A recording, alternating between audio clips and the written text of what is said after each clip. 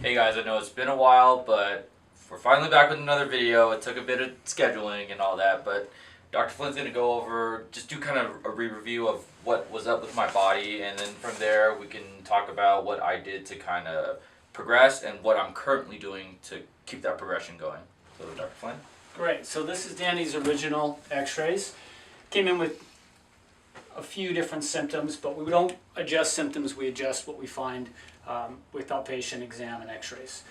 So from the back, we saw that Danny had a 5 mm discrepancy in his pelvis, and then he was shifted from the middle of the spine on the bottom to the middle in the thoracic, 18 mm shifted to the left.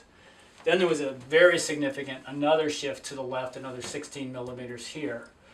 So what we did is started aligning them through chiropractic adjustments, changing some postural habits, and then we went over various exercises to help unwind this rotation that was going on, and then Danny was going to explain those stretches that you've been doing. Yeah. And so basically for some of the stretches that Dr. Flynn told me to do, so basically I had pretty much almost like a twisted pelvis. So what that created was my right quad was constantly tight and up to my hip flexor, and my left hamstring was constantly tight. So that created kind of like a tug and pull, kind of like a rope. So what I kind of started doing, was after my normal stretches, I would do some extra stretches to the opposing kind of twisting side. So for hamstrings, I would do extra, like, single-legged hamstring stretches, something like this. Then I'd kind of breathe into it, and I just make sure. I mean, you don't even have to add anything crazy. You can just make sure you're very consistent in doing something that will kind of counterbalance it. And for your quad, you can kind of just pull the leg up, make sure your leg's in line, so it's not out here, so your hip doesn't get out of place. You can kind of just pull it up. Or if you have a belt, you can also get a belt, and you can get better leverage if you're a little more flexible.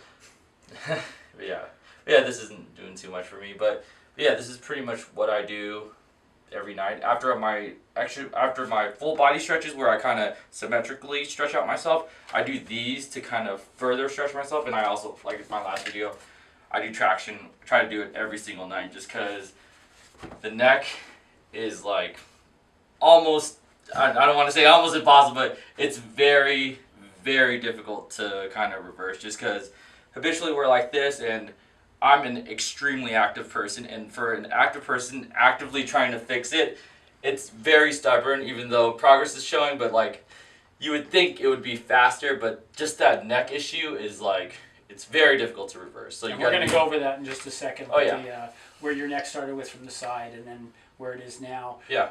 Danny makes the exercises look really easy, but what I always give my patients is isolated exercises. So most people try to stretch their hamstrings both at the same time, standing up.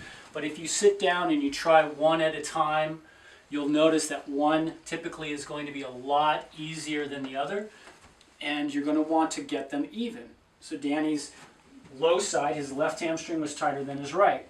So what he would do, his walk would be short, long, and that alone starts knocking out the pelvis. His right quad was tighter than his left, so he has to compensate by stretching that one longer or doing it only one side compared to the other. And eventually, with the adjustments and the postural habits and the stretching, we start getting some really good changes. And this is the newest x-ray, and as you can see from the middle down, everything's in alignment. All those white ovals are the ones sticking out. You can touch it on your back. They line up right on that weight-bearing line, except for this one. The pelvis is still off 3 mm, so we're still working on that.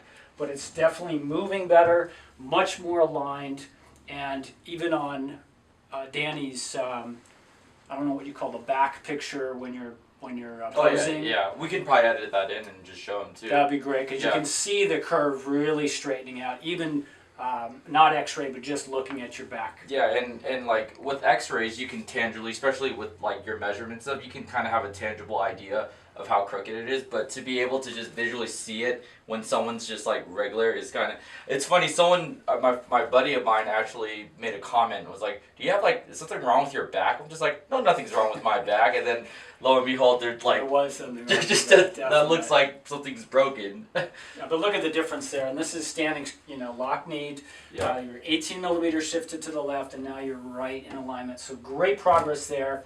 Here's the neck from the side, the jaw and the back of the head. This is the normal curve, 40 degrees. Danny started out as a reverse, -5 degrees. And this is where he's at now, and like he said, it's hard to correct. For some people, it's very hard to correct a reverse curve. You can see some curving here and here, but right in the middle, that's where it bends the most. It's flattened out at least. Now he's got a positive 12-degree curve. We want to keep going until we get to 40. So that's the traction that he does, hanging his head over this and stretching his neck muscles and ligaments. It needs to be done every day because gravity is pushing us down every day. Yes. And he's doing great. He's made some really great changes, feels better, lifting better. Oh yeah, and like the thing with the going back to the whole pelvis issue, Yeah. when your hamstring and your quad are kind of fighting each other, when you squat, it becomes an asymmetrical lift. So a good squat is like, you can kind of get down really low, and the bar path from the side looks extremely straight. But when I used to squat, and I never realized before, but when I used to record myself, it would kind of go Rotate. it would rotate, and then it would fix itself because my quad would come in and kind of, because like the lengthening and the shortening were just off by maybe like an inch or two. So that's also extremely important, not just walking. A lot of people are like, well, if you just walk kind of different, it doesn't matter. But you have like 300 pounds on your back. Yeah, it's an inch off. Like, it could ruin everything. Absolutely. And it would eventually cause disc problems and bone problems, everything else with the nerves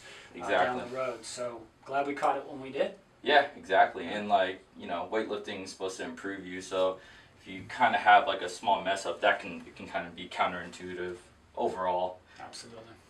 Yeah. So we'll go ahead and add that picture at the end showing the before and after of the back. Okay. And I'm just going to get adjusted by Dr. Flynn again, and that's pretty much the video for today. All right. See you guys next time.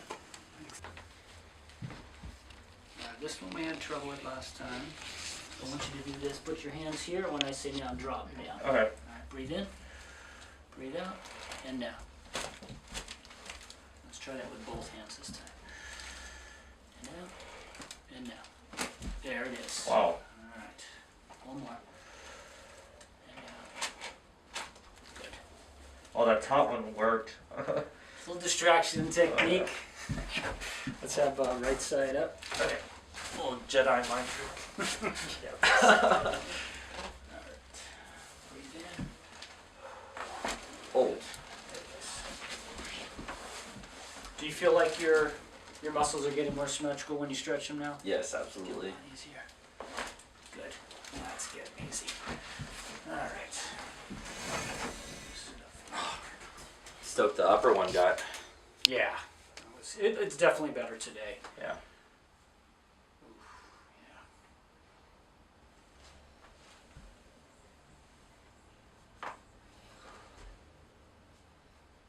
You can see how little I am rotating Danny's neck. It's not even as much as backing up your car. And we're just giving a light, specific motion. Oh, that's so much better. All right. Thank you.